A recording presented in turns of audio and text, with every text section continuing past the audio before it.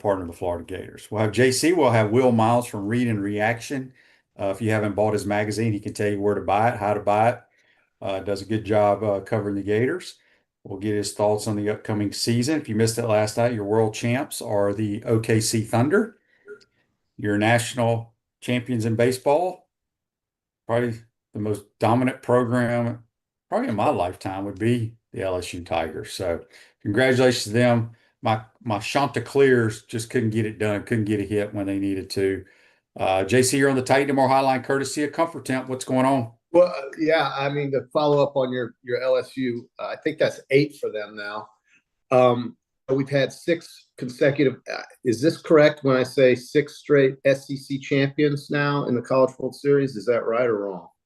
I believe you're correct. And then I think in this matchup with Coastal Carolina, the chance the NCAA better get a grip on their umpiring. That umpire, who, by the way, was fired from Major League Baseball, that was behind home plate yesterday, completely overreacted to a coach who was questioning some of his balls and strikes. And I know that's like a cardinal sin. You're not allowed to do it.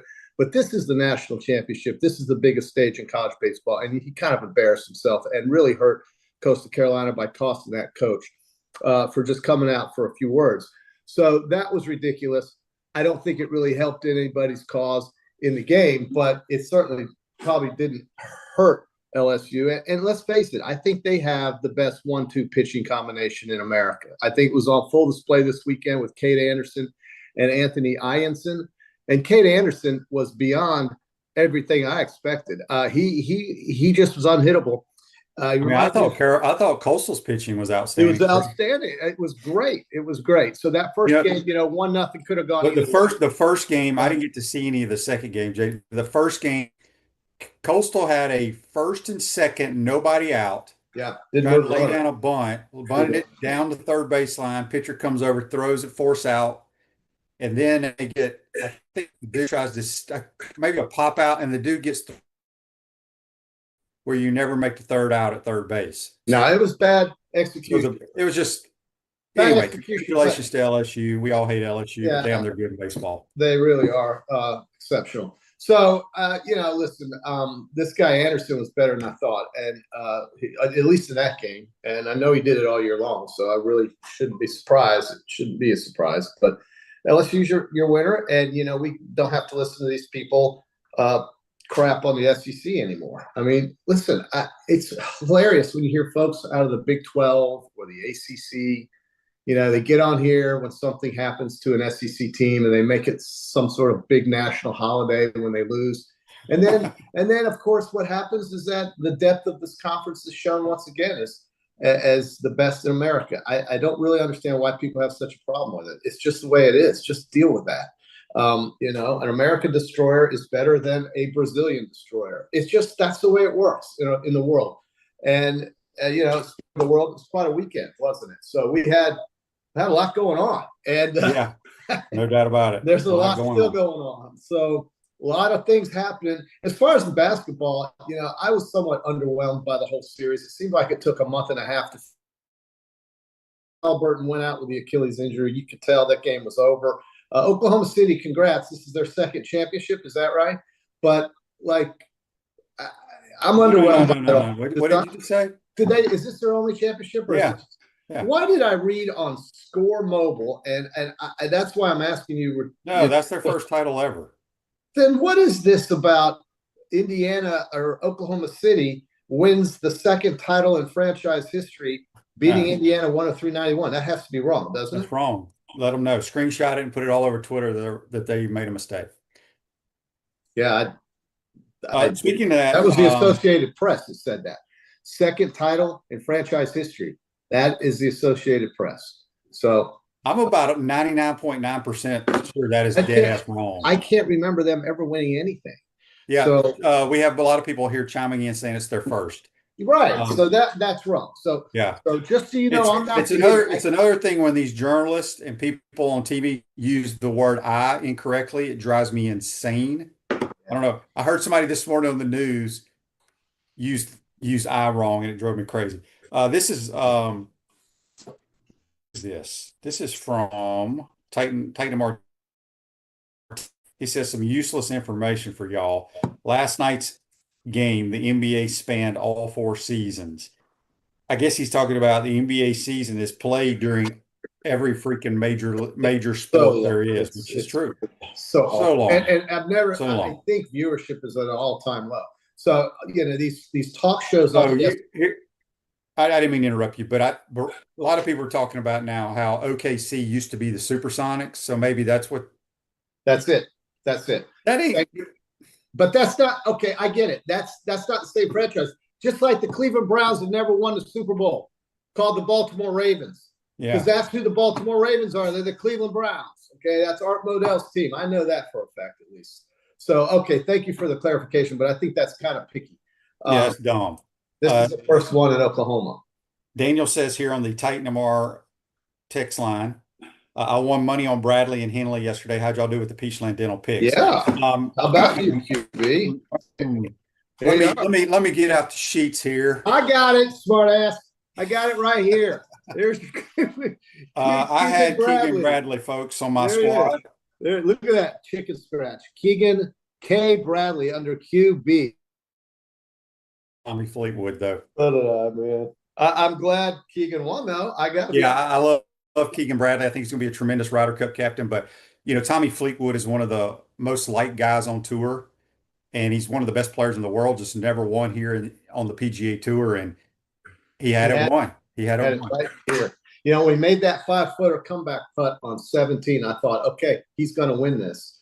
But Bradley hit the shot that wins. He hit the shot going into the green on 18 and drained the putt. And, Tommy Fleetwood could not have helped him anymore by leaving his lag putt behind Keegan's. But once again, same thing that happened last week with Hovland and JJ Spawn. Same thing. It really does help these pros when they get to watch another putt literally on the same line.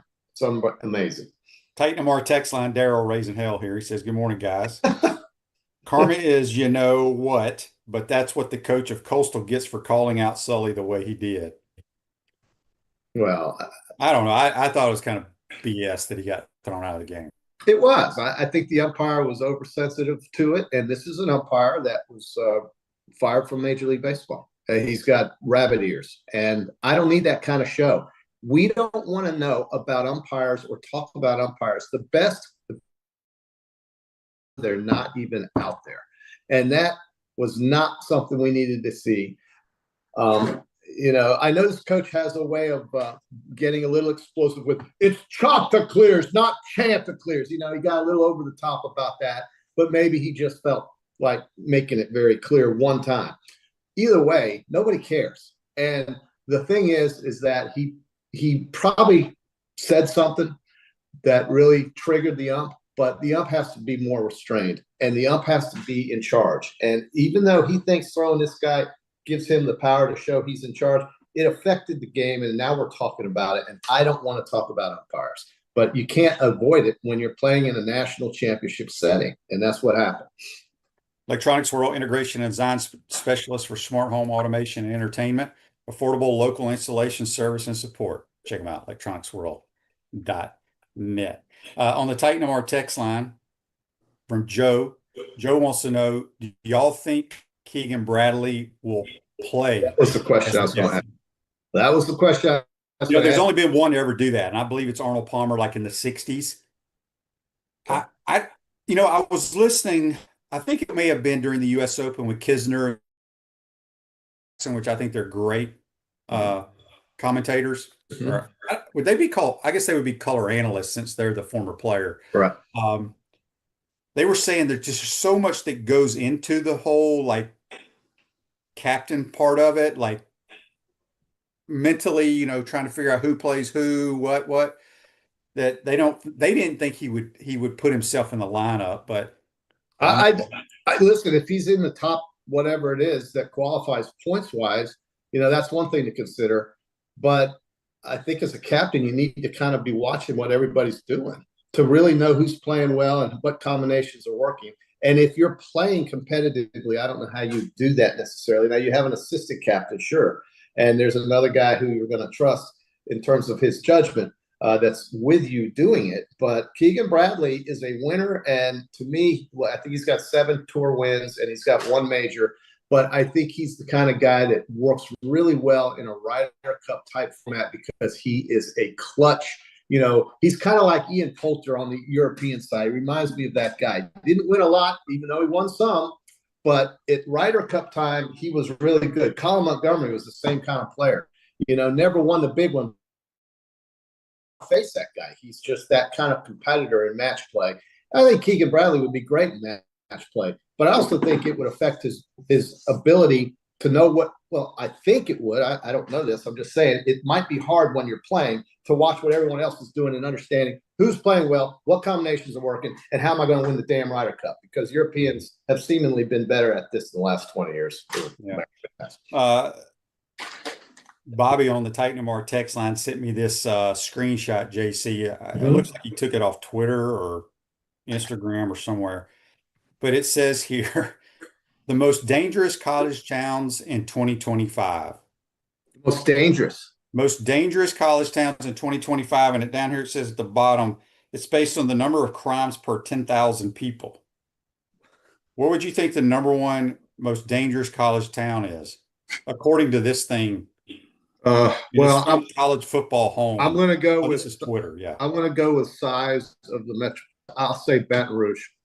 It would be Gainesville, Florida. You know who number 2 is? Baton Rouge. Tuscaloosa, Alabama. So I'm going to give you I guess it's the top 10. Gainesville, Tuscaloosa, Tempe, Arizona, Connecticut, where Yale is. Oh, I thought you were talking SEC. I'm sorry. Ithaca, Connecticut, where Cornell is. New York. Logan, Utah, where Utah State. Iowa City, Iowa. Cedar City, Utah, where southern Utah is. East Lansing, Michigan. That would have been my number 1 pick, probably. Bloomington, Indiana. Yeah, I don't know how. I mean, he just sent it to me. So okay, I appreciate that's cool. Yeah, all right. I would have That's a good summer topic. I'd have no reservations going to any of those places. Logan, Utah, nobody lives there.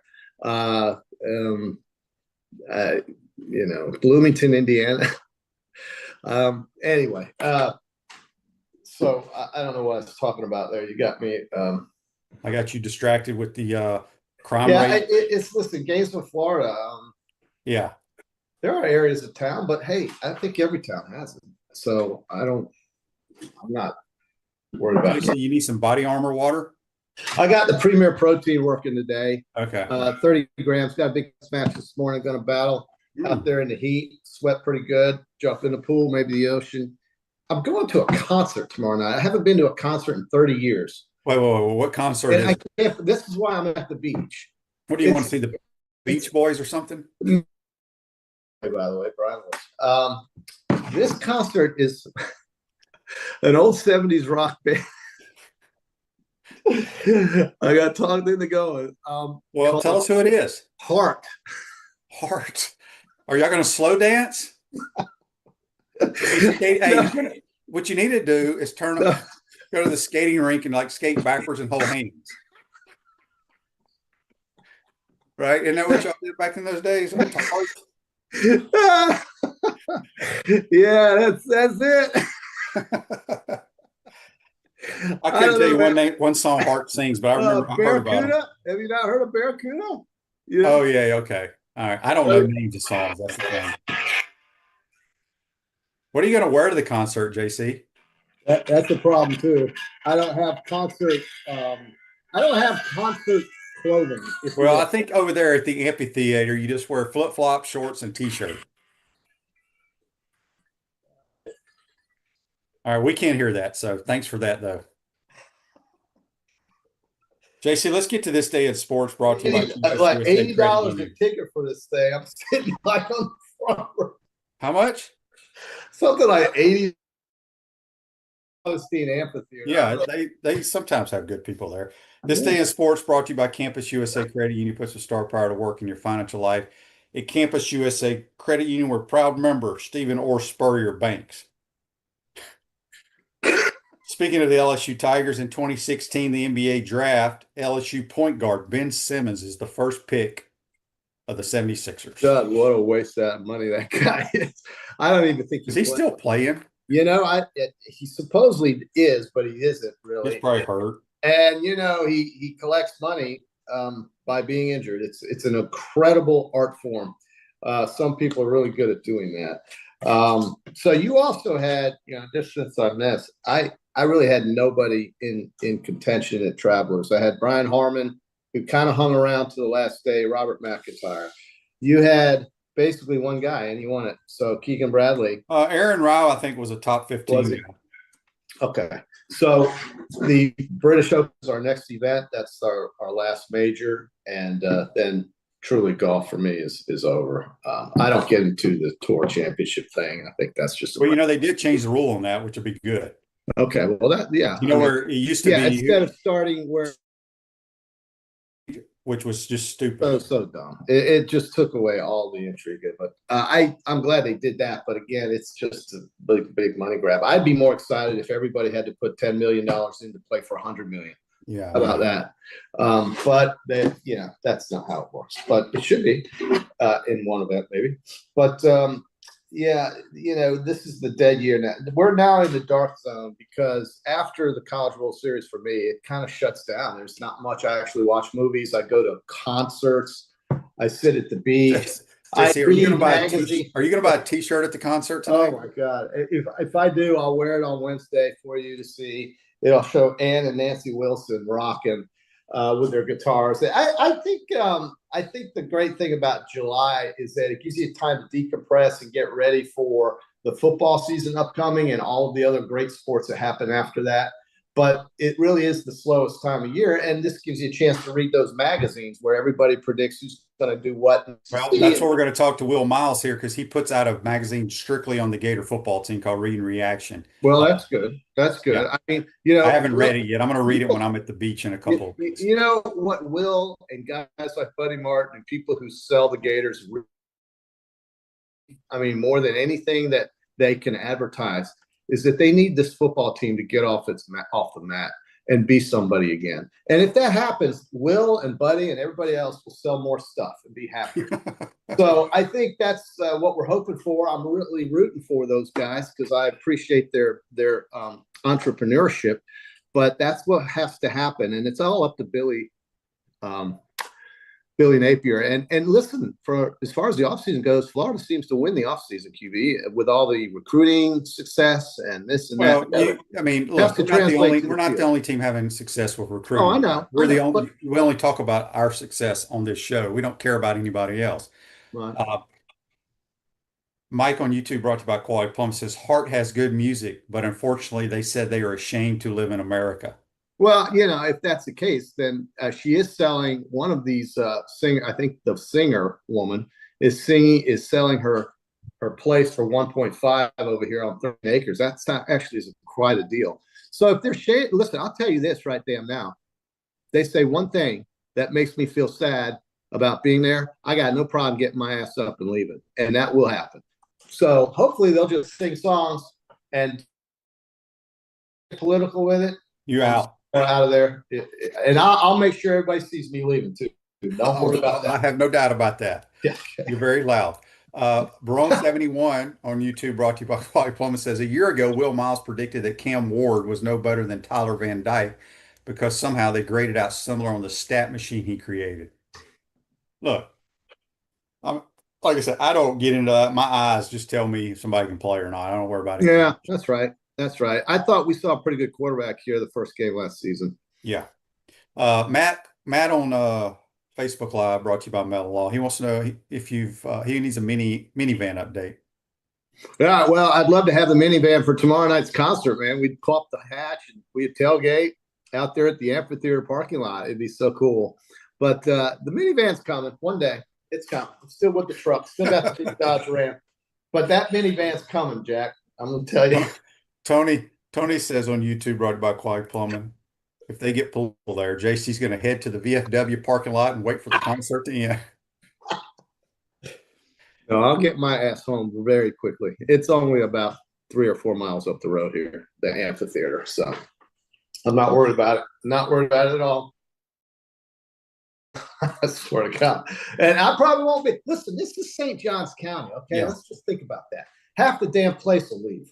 Or maybe even all of it. So I think they know their lane, and they'll sing their songs, and everybody will be happy. And and have a good buzz going, and remember the '80s and the '70s, and then we'll get the hell out. And then I'll be back on Wednesday here, but then leaving here on Wednesday to come back to the #1 most dangerous city in on my way back to the most dangerous place. Dangerous city in America. Yes. If you're or college town or whatever it said. I can't remember what it said. So, QC Kinetics for long-lasting relief, no struggling drugs or downtime. Schedule free consultation at QC Kinetics. 3 more minutes with JC. Then we'll have Will Miles from Read and Reaction, and we'll talk Gator football. Get your questions ready. I have one of those. I have one of those computer mouse pad things that the wholesalers give me. Yeah. This one guy from Pacific Life. It has the schedule of all teams, right? On every weekend, it's that beautiful graph where you have the dates on top, you have all the teams on the bottom, and it shows all the teams on the top. You mean all the SEC teams? Yes, all SEC schedule, the whole thing. I meant to bring it because there was a couple things I wanted to bring Friday because I'll still be here Wednesday. Well, speaking of schedules, on the Titan Our text line, somebody sent this the other day. Let me pull it back up that you brought up schedules. Okay, let's see it. This would be from Tony. He says, okay. When you were raising hell about Long Island and all that stuff. Right. He says, I'm wondering when JC was going to bring up Louisiana Monroe and Eastern Illinois. Yeah, I'm sure they play Alabama this year. Is that right? Yeah. Yeah. I don't like those either. Nobody likes that crap. I mean, I know you have stated and in a way you have a great point about how it's a big opportunity for these smaller schools and these players on these teams to play in venues like this, and they'll never get those chances. And I'm okay with that. But as far as the folks paying for all this, nobody wants it. And I think, until they go to 9 games, Tony's right. But listen, it's not just Alabama. I mean, Georgia, Ohio State, all these teams play these kinds of games. Right. And I think what people have a problem with is in the SEC, they seem to play them in November against FCS teams. And that's a problem for people around America. But the thing is that until this league goes to 9, which really I hope happens, until they go to 9, these games are going to happen. That's just the way it is. I think we have a great schedule. I think Florida's schedule is outstanding. I do too. I think Florida's got Long Island, but absolutely, like I said, if some of our listeners on here had a cousin or a grandson or a nephew or an actual son that played for the Long Island Sharks, you don't think that's a great opportunity for him to play a football game in the swamp? Oh, no, it works and the for them. Get paid all that money? I think it's outstanding. It does. A reward. No, it is. Get your ass beat, hopefully. I mean, it's just such a, but it doesn't, it's not the reason we go to these games to watch these things. We watch this, we want to see some competitive football. That's what we wait for. They only have 7 games at home this year, just 7. Last year they had 8. So is that right? I think that's right. So we have 6 games at home. They only have 6. They had 7 last year, so they only have 6 this year. Oh boy. Okay. Sorry about that. Well, I do know this. They only have 3 SEC games at home this year. And they had 4 SEC games at home last year, plus Miami.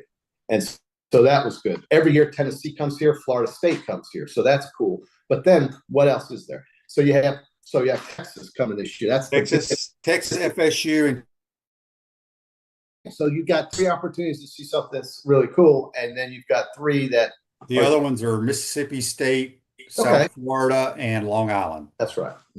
6 games. You're right. Wow.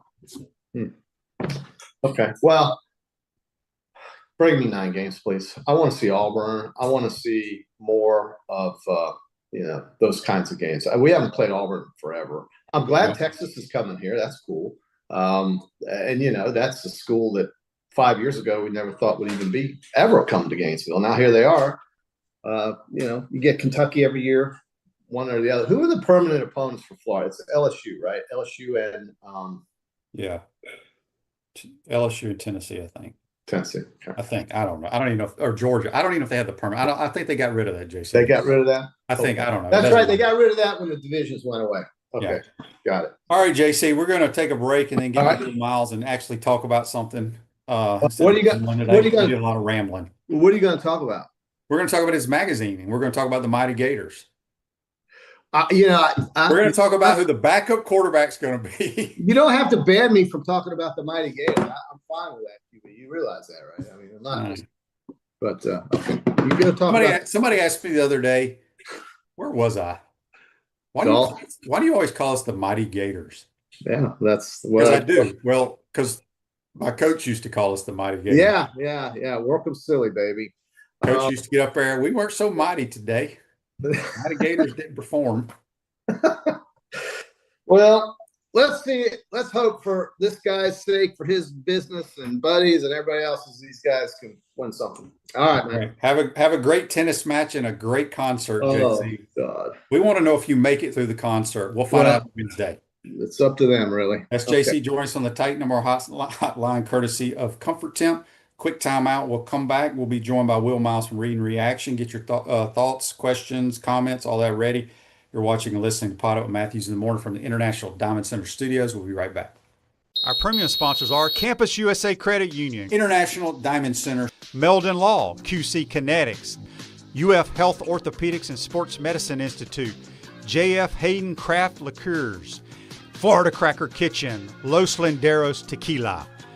Gridiron sponsors are Baker Sporting Goods, Cogent Bank, Comfort Temp, Electronics World, Florida Victorious, Gallo Car Wash, Miapa Latin Cafe, Peachland Dental, Quality Plumbing, Ruse Ogre State Farm, Silverback Concrete, 84 Lumber, Big Mills Cheesesteak, Celebrate Primary Care, Dowling Sign, Gator Bait Media, Gator Dominoes, Ironwood Golf Course, Tropical Smoothie Cafe, UF Bookstores, Nest and Wow, MG&A Wealth Management.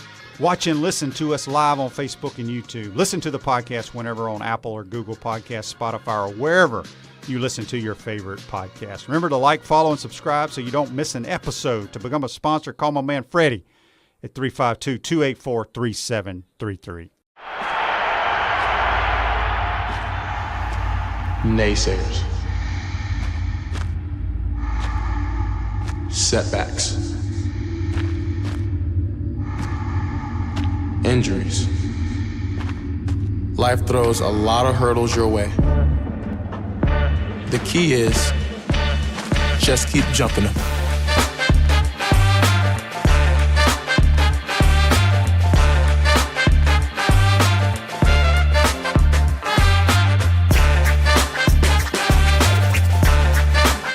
I'm tired of you living in pain, and I want you to get real lasting relief from chronic pain in your knees, back, shoulders, and hips. QC Kinetics can get you moving again with cutting-edge regenerative treatments with no drugs, no downtime, and no surgery. Stop putting it off. Call now and schedule your free consultation. Call QC Kinetics now in Gainesville, Ocala, and the Villages. 352-400-4550. 352-400-4550.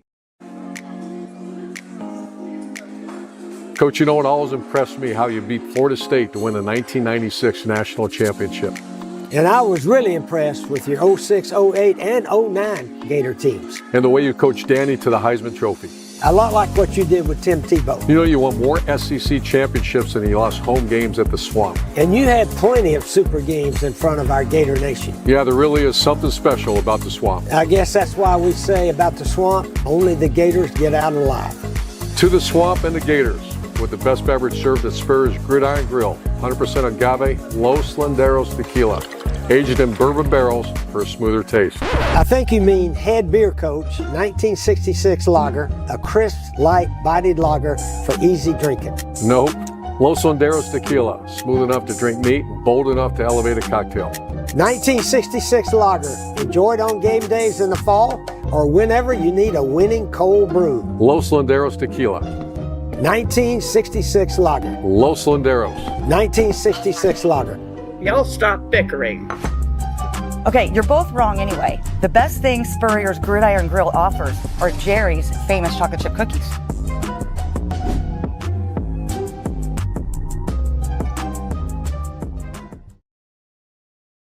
Welcome back to the International Diamond Center Studios. Gallo Car Wash is locally owned by UF alum and the only car wash that provides NIL opportunities to Gator athletes. Join our membership and see why Gators hate love bugs. Back to the Titan MR hotline, courtesy of Comfort Temp. We're joined by Will Miles from Read and Reaction. His magazine is out. Good morning, Will. How you doing, my man?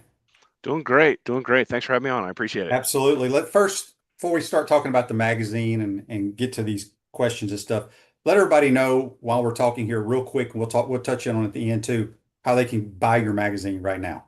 Yeah, so you can go to readandreaction.com/mag. That's readandreaction.com/mag.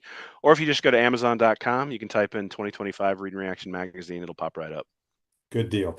All right, so for people that haven't really, I mean, we don't want to give away all your stuff if they haven't bought the magazine, but a lot of our listeners have. They love it. Obviously, most of it is talking about DJ Lagway. Let's start with the quarterback, the most important position in all of sports. Your thoughts on DJ going into this season? Yeah, I mean, I think the interesting thing about Lagway is, and this is something that I put in the magazine, is I think he was good, period, last year, not just good for a true freshman.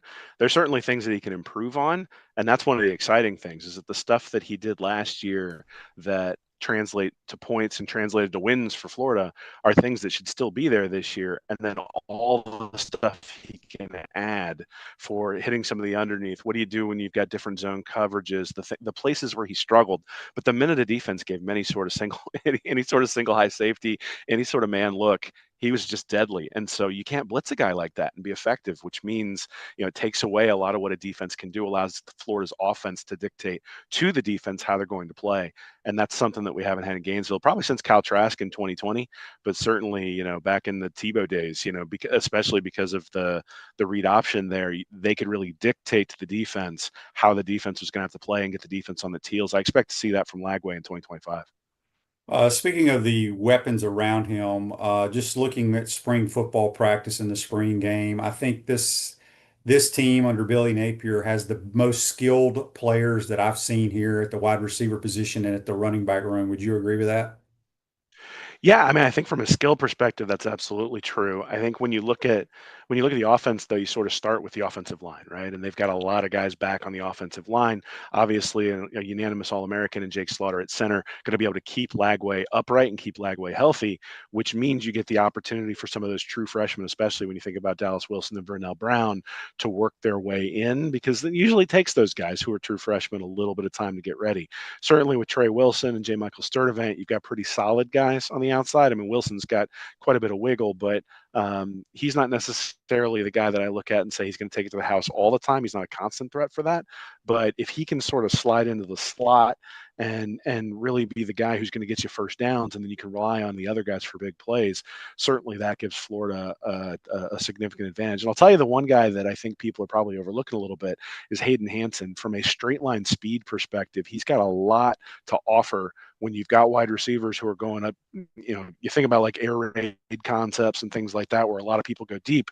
If you can get the tight end behind the linebackers and underneath the safeties, they're going down the seam. I think there are going to be some opportunities for Lagway to hit him too. So yeah, certainly a lot of weapons on offense and a lot of experience on offense. This is one of the few years for Florida in the past maybe 5, 6, 7 years that we've been able to say we don't have to project what someone's going to do, that if they replicate what they did last year, Florida's going to be pretty successful. That applies to Lagway, but that applies to everybody on the outside as well. Andy's question on Facebook Live, brought to you by Meldon Law. Will, some preseason Heisman polls have Nussmeier at number 2. Why do you rank him as the 11th best quarterback in the SEC?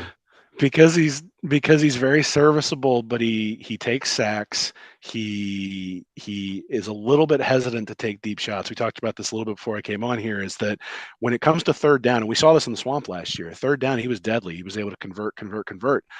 But Florida had 6 explosive plays in that game last year. LSU had 5, but Florida converted those 6 explosive plays into 24 points. DJ Lagway's explosive plays turned into touchdowns. Nussmeier's 5 explosive plays turned into 13 points. And if you're settling for field goals in the SEC, everything is close. And if everything is close, some games aren't going to go your way. And so LSU went 9-4 last year in many ways because of the play at quarterback, it wasn't the defense that let them down last year. It was Nussmeier not being able to convert explosive plays into touchdowns. And that was one of the things that DJ Lagway did very, very well last year. He didn't get all the credit for him. In fact, against Kentucky, Jaden Ball got a lot of credit for where Lagway had done a lot of the work getting Florida down to the 1 or the 2. But I think that's really the distinguishing feature. And if I look at like efficiency numbers, DJ Lagway averaged 10 yards per attempt last year. Nussmeier was under 8. And so just from the things that really correlate year to year for points, Nussmeier, I think, is behind quite a few other folks in the SEC. On the Titan Mark text line, George in Tifton wants to know any concern with DJ's health and him struggling against zone defenses. So I think zone defense, I'll take that first. I think one of the things that him not being healthy in the spring probably means is that he's been able to dedicate a ton of time to film study, and all indications are that Lagway is very dedicated to being able to understand what's going on the field. And what we saw last year suggests that he was able to do it. There are multiple times where defenses changed their configuration post snap, and he was able to figure it out and make the right play. Now, I think accuracy in the short and intermediate game was a place where he struggled. His feet weren't always set, and sometimes the ball sailed on him. I think that's less about reading the defense and more about just making sure you've got all your mechanics proper. And I think one of the things the injury will do is sort of hopefully help reset some of that stuff to where when he comes back, or now that he is back, he can start maybe establishing some of those habits on the short and intermediate routes. But I think from a zone defense perspective, I don't have any concerns. I think that's the next step, and I think he'll be able to take that next step. From a health perspective, yeah, obviously. I mean, anytime you've got somebody whose throwing shoulder is iffy or balky, you got to worry about it. And look, Florida, a lot of the hope for Florida in 2025 rests on DJ Lagway and rests on him playing as well as he did last year, and then probably needing to take another step for Florida to get into the playoff. And so if he gets knocked down and he's hurt, you got Harrison Bailey behind him. Certainly, I think a better option than they had last year, but in Aiden Warner. But I think, the reality is if Harrison Bailey's playing a bunch of games, Florida fans aren't going to be happy with the record at the end of the year. So, yeah, I mean, I think that's a concern every year when you come in and you've got a starting quarterback. And one of the challenges with having a 5-star, Gatorade Player of the Year quarterback come in is sometimes it's hard to fill in the depth chart behind them. So I think Napier's done a pretty good job bringing Bailey in. But, look, if Bailey has to come in and win 1 or 2 games, maybe he can do it. If Bailey's got to play half the year, then I think everybody's going to be concerned. Yeah, I think from a zone defense standpoint, I think that would be the way that I would approach playing Florida's offense, but you can't because we run the ball so well, in my opinion. You have to play one high safety. You have to bring another guy in the box. That's why we're going to get a lot of man on the outside. This text on the Titan Mark text line, well, we'll get to that one in a second. Let's switch over to defense first. This is my concern. I know we played better at the end, Will, but I still, when I watch our front seven, and I'm just like, we don't have a dude that you have to game plan around that can really get after the quarterback. Maybe I'm wrong here, but I still today have concerns because you talk about the LSU and the Ole Miss game. They still had over 500, both teams had over 500 yards offense. They went up down the field, just, they either took sacks, threw interceptions, which that's part of the game. But do you see us being better this year on defense? Yes, for 2 reasons. One is that after 4 games, it was very clear that in that first bye week that that Ron Roberts took over the play calling. Florida shifted completely in philosophies. We have a piece in the article or in the magazine that talks about that specifically and how you can see Ron Roberts' fingerprints on the defense. The other reason is I think this is an opportunity for LJ McCray to become that guy. If Billy Napier delivers on his 2 5-star recruits from 2 years ago, one Lagway, I think we all expect and we saw last year. McCray was somebody who, did he not necessarily showing those sorts of flashes in the same way, but he was a 5-star guy. He's a guy they need to deliver on, and I really think he's the key to the defense. If McCray can come in and be someone who can command a double team, well, now all of a sudden that frees up Caleb Banks and Tyreek Sapp in one-on-one matchups, and I think those guys are going to be able to feast if they get those. But again, that's if they get those. And then the other thing is, and I think this maybe is a little bit overlooked, is Jordan Castell and Bryce Thornton came in and started as true freshmen. Florida brought in guys to try to replace them last year through the transfer portal, and then it wound up with those guys at the end of the year as the starting safeties in many ways because of injury. But Triquez Bridges, who came in as sort of a safety corner hybrid, wound up shifting out to corner, and those guys played safety. And in the last 4 games of the year, those guys played really, really well at safety. And so And Castell struggled early in the year last year, but then got much, much better as the year went on. I think the same thing for Thornton. So if those safeties can continue that level of play, and if they can get a little bit of an uptick from LJ McCray, I think the defense will be better. The question still becomes, is it going to be a championship level defense? And I think that requires, I said on offense, we're not necessarily having to project what people are going to have to do. I think on the Florida defense, you do have to project what people are going to have to do at certain spots in order to say, hey, this is going to be a championship level defense. Now, the nice part about the expanded playoff is you don't necessarily have to be top 4 in both categories in order to make the playoff anymore. So there are some opportunities for warts. And I think one of the advantages Florida has is before the injuries are really going to take hold, that's when the Gators go on the road. So those early games that are on the road, oftentimes you sort of think of that and go, oh, do I really want to be on the road that early? But I think when you're worried about depth, and to me on the Florida defensive line, you already mentioned it, that's where I really get concerned about depth. You might be able to sustain an injury to a Banks or a Sapp if you're playing a home game later on in the year. On the road, it's going to be a lot more difficult to do that. And so hopefully they're able to get through that stretch healthy, because at some point in the SEC, you're going to have some injuries take hold. Hopefully not this year, but the depth is where I'd be really concerned when it comes to defensive line. Barone 71 on YouTube, brought to you by Quality Plumbing, says, please inquire about Will's high school production being what dictates future success for a quarterback. Yeah, so this was a long time ago, probably 2, 3 years ago. I went back and I looked at high school statistics for quarterbacks. And what you find is that if there's a combination of high completion percentage and high yards per attempt, that suggests that a guy's going downfield and knows how to read a defense. And if you end up with a guy with high completion percentage and low yards per attempt, it's kind of a guy who's sort of take what the defense gives him, but doesn't really take deep shots. And then if you get a guy with low completion percentage, that's a guy who's going to struggle when he makes the transition to college, just because, look, the way the hash marks are set up in college and the way offenses are set up, there should be a guy coming open no matter what you're doing on a particular play, if you have the time, if you're given the time from the offensive line. And finding that guy is really the challenge at the quarterback position. And I think that projects from high school to college. You see it all the time. So a guy like Nico for Tennessee last year, he came in, his completion percentage like 59% in high school. And one of the things that I cautioned people on was that, hey, like, he may struggle to read defenses, especially early on. And we saw that. Like, he has a cannon. He's got a lot of physical skills and physical attributes. But when it came to reading defenses, he really struggled last year. That's a continuation of what happened in high school, in my opinion, not just, oh, he got to Tennessee and it was too much for him, or he's a true freshman, or. That's one of the things that I think really does encourage me about Lagway is his completion percentage his senior year of high school is like 72%. And so he was 59% last year for Florida. But my expectation is that is going to take a significant leap this year as he becomes more comfortable, and quite honestly, as he ends up having a second leg that he can actually plant on. That hamstring injury, I think, is something that we underestimate when it comes to footwork in the pocket, when it comes to accuracy on the short and intermediate throws. So, you mentioned earlier that you would, if you were a defense, you'd try to play zone as much as you could. And I mean, yes, that keeps things in front of you, but I think Lagway is in a much better position, fully healthy, to be able to take advantage of that. And one of the reasons I think that is because of what he's already shown at the high school level from an accuracy perspective. Tommy in Memphis on the Titan MR text line says, Will, how would you compare AR and DJ as quarterbacks?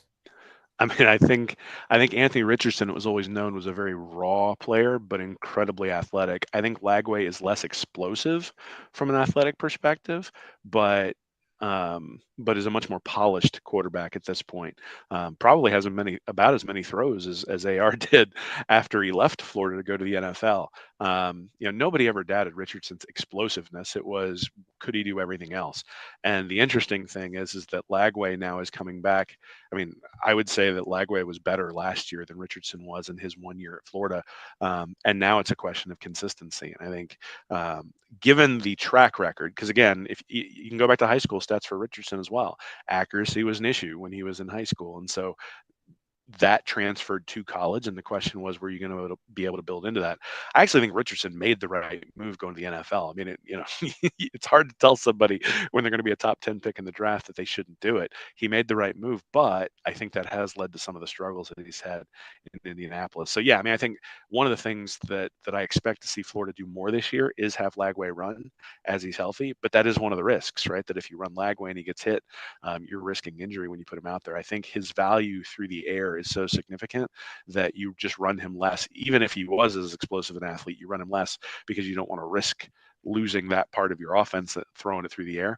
But Richardson's a special kind of guy when it comes to running the ball. Like, just, you could have put him at tight end or running back, and you would have been like, yeah, okay, that guy's a gifted player at that position. I think Lagway's a gifted runner for a quarterback. I think Richardson was just a gifted runner. Yeah, I don't think they're going to call a lot of design runs, honestly, for DJ Lagway. I think he'll do his running and scrambling mode. Um, that's just my personal opinion on that. Jerry in Atlanta wants to know on the Titan War text line, how many wins does Billy need this year? I mean, I think he needs to make the playoff. I think that he's got everything primed, and I don't think I guess it's a question of what does he need to do to make people happy versus what does he need to do to keep his job, and those are sort of two different questions, I suppose. He's got a 2-year window with Lagway because Lagway is going to be here for 2 years. So unless Lagway transfers and everything falls apart, Billy's going to be here for the next 2 years. That's just the reality. The thing is with Banks and with Sapp coming back, you probably have more talent on the defensive line than you're going to have next year when those guys leave. And so this is really the opportunity, I think, to make that run. And you've got a couple of cupcakes to start the year. Like I mentioned, you've got the road games early on. And let's be honest, the quarterback play in the SEC has been pretty mid over the last year and a half. And Florida's going to be the benefit of that as they go through this schedule. There's nobody that I look at on Florida's schedule and say that Lagway is inferior to at the quarterback position, except maybe Arch Manning at Texas. And Manning has very limited reps as well. And so, there's going to be very few times where Florida goes into a game this year where you don't say they have an advantage at the quarterback position. And when that happens, well, that means any losses start to end up on the coach and on the defensive coordinator. And Billy's got his hands all over both of those things. And so, yeah, I mean, I think Florida has an opportunity to make a run for the playoff this year. I'm excited. This is the first time in a long time that Florida's really had that opportunity to make the run since 2020, that Florida's had an opportunity to make this kind of run. Last year, we sort of went in saying, what kind of growth do we want to see? And we saw it. So, from an 8-5 team, I mean, you got to get to 9-3, 10-2 in order to be in the running for that playoff. And that would be real progress this year. If they end up going 8-4 again in the 12, well, you haven't really moved forward. And I think that's what people want to see is significant progress. Peachland Dentistry, Gator Nation's number 1 choice for dentistry in Port Charlotte and surrounding areas. We got a few more minutes. Will Miles from Read and Reaction. He's on the Titan Noir hotline. This is a text on the Titan Noir text line from Marcus in Little Rock, Arkansas. He said, in today's crazy NIL world, did you have to pay DJ Lagway to put him on your magazine cover? So sort of indirectly. So we purchase our images for the cover from Getty, and then Getty does all the background work in terms of what's necessary in order to put people on the cover. Well, I was thinking about that because back in my day, I was on like Athlons and Lindy's and all that stuff. So in today's world, if you're on a magazine cover, you're being paid. Is that how it works? You should be. So they're supposed to get permission for those players when you're using them. So there's differences between editorial use and cover use. And so, yeah, we go through and purchase the pictures from folks who take them. And those folks are supposed to go get the permissions and the compensation for the people who are on the cover. Nice. Here's a question for you on YouTube brought to you by Quality Plumbing. Does the expanded playoff format change your mindset some on the need for a top 5 recruiting class on a yearly basis? That was the thought back in the 4-team setting. Yeah, I mean, so I think obviously you're not going to have teams that are always in the top 5 recruiting class making the playoffs because you get 12 teams making it every year. I think the question comes with what happens when you get into those matchups and those big time games. And we saw Ohio State rolled all the way through the playoff, and teams like Oregon and stuff like that just didn't really have the horses once everybody was healthy. So I think it depends on what your expectations are, right? If you want national championships, I think it's actually become more important to have high levels of talent. Now, you can get talent in 2 different ways. You can get it through the transfer portal. You can get it through high school recruiting. Bud Davis does a really nice job of looking at where you should utilize your dollars for high school talent, and really he focuses on the trenches and the quarterback position as the places where you want to focus, and then you can go fill holes elsewhere through the transfer portal. And I think that's probably going to be what you find over time. But the reality is we don't have enough data about the transfer portal in its current state to say, can you build a team that way? And Ole Miss tried last year. They were a really good team. And that was a team that I think if it had gotten in the playoff would have had a chance to make a pretty good run. But one of the things you get from a lack of continuity is in those one-score games, I would suspect the teams that build through the transfer portal are going to struggle when the games get close, just because of a lack of continuity. And we saw that with Ole Miss last year, 3 losses, all one-score losses, things where the execution down the stretch just wasn't what you would want it to be. And I do wonder whether going through, you think about like the NBA, the Jordan Bulls having to like work their way through the Pistons, and does that, I think there's some validity to that at the college level, that you got to work through some bumps. And if after your sophomore year you go, I'm going to go to a different program, and you never work through the bumps, does that really make you hardened to be able to win a national championship? So I think the requirements for high level recruiting classes have gone down in many ways because you don't have to just compete with Alabama. It used to be you had to win the SEC championship in order to make the playoff, which meant you had to go through Alabama or Georgia, LSU, those teams that are all recruiting in the top 5. You don't have to go through those guys anymore to make the playoff. And so since you don't, that's not a requirement to make the playoff. But I do think that we're going to find over time that the teams that are successful in the playoff are going to be the ones that still have the best horses. That's just sort of the way it works. All right, last question here on Facebook Live, brought to you by Mel Law. Does the transfer portal movement impact the timing of the publishing of Read and Reaction? So we start storyboard the magazine in December, and then we get most of it written in March, and then we hold until all the transfer portal news comes through, and sort of flag any of the pages that have guys in there that might be affected or have roster information. So it typically probably pushes it back a couple of weeks just to make sure that we've encompassed that. But the reality is it's kind of a snapshot in time. If somebody transfers in the next couple of weeks, that won't be in the magazine. But I think, for a team like Tennessee, it would probably be critical if you're doing a magazine like this to make sure that you've got the transfer portal situated because of what they had going on at the quarterback position. I think for Florida especially, Napier has preached continuity. We're going to find out whether that matters, and that certainly does help with the magazine. All right, last thing, record for the Gators this year. Yeah, I got them going 9-3. I think they're gonna sneak into the playoff on the back end. I think, we always do something in the magazine called win, loss, or toss. So we're picking wins, losses, or is it a toss up? And over the past like 3 or 4 years when we've done that, there's been a lot of toss ups where you're like, it could go this way, it could go this way. There's a lot less toss ups this year. And so I think that's where the confidence for me comes from. And like I said earlier, I think Florida's going to have an advantage at the quarterback position in almost every game they're in this year. And when you go in with that, you're already sitting there, 7 points up, 10 points up before the game even starts in reality. And so then it's just a question of, can everybody else carry their weight? I think Florida is in a position to be able to do that, especially because of the way the schedule sets up this year. So, 2 years ago, we saw the schedule come out and went, oh boy, that's going to be rough. But I think it actually helps Florida this year. They can slip up a couple of times and it'll still be okay because of the quality of the schedule that they have. And I think the number of slip ups will be minimal because of what they have coming back on defense, and then also because of Lagway taking a step forward. And one more time, how people can get the magazine. Yep. You can go to readandreaction.com/mag. That's readandreaction.com/MAG. Or you can go to amazon.com. Just type in 2025 Read and Reaction Preview. Should pop right up. Great stuff. We'll appreciate your time, and good luck on the magazine. This might be the most you ever sell this year because everybody's so excited about Gator football. Hey, I hope so. I'm excited too. That was one of the fun parts about reading it. Or about writing it. So thank you so much. Appreciate you having me on. Yeah. All right, Will. Take care. That's Will Miles. Join us on the Titan More Hotline, courtesy of Comfort Temp. Injuries occur whenever and however, and it's never convenient. For sprains, strains, and minor fractures, UF Health Orthocare makes it convenient for you. 7 days a week, including evenings. Walk-ins are welcome. That's UF Health Orthopedics and Sports Medicine. I want to thank Will and JC for joining the program today. Appreciate y'all chiming in as well. We'll be here tomorrow, folks. Have a great day. Take care.